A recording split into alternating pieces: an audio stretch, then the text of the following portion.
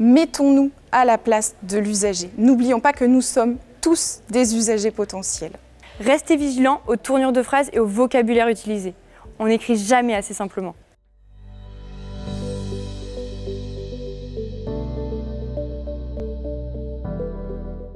Nous avons tous déjà reçu un mail incompréhensible, qu'il soit professionnel ou personnel, n'est-ce pas?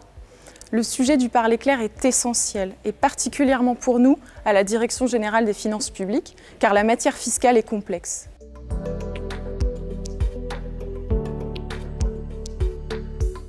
Une enquête nationale menée en mars 2024 auprès de plus de 9000 agents a montré que 60% des agents interrogés considèrent que les écrits de leur administration sont complexes.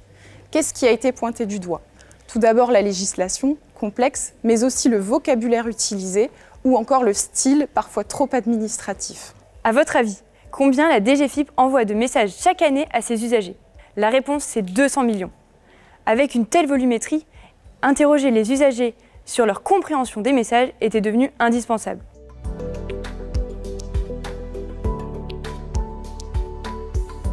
La mission Stratégie Relations au public, désignée par la directrice générale comme porte d'entrée pour tous les sujets de simplification, a mené une enquête auprès des usagers.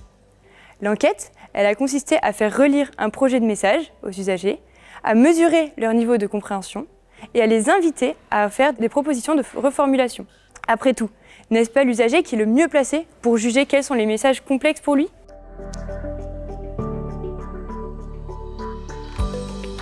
L'idée est basique, simple.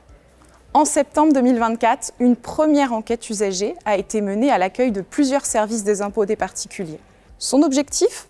Simplifier le mail relatif à l'avance de réduction et crédit d'impôt.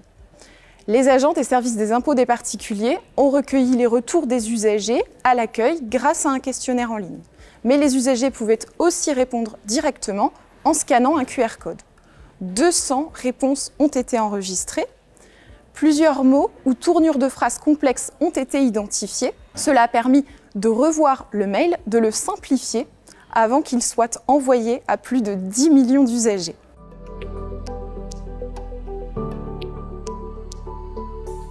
Cet exercice a été très bien accueilli tant par les usagers que par les agents. Pour cette raison, nous avons décidé de reconduire cet exercice et même de l'élargir aux courriers papier qui sont envoyés par notre administration et aux communications en ligne. Par exemple, la prochaine enquête, elle portera sur le courrier qui est envoyé aux familles qui ont perdu un proche, à qui on indique les démarches à réaliser.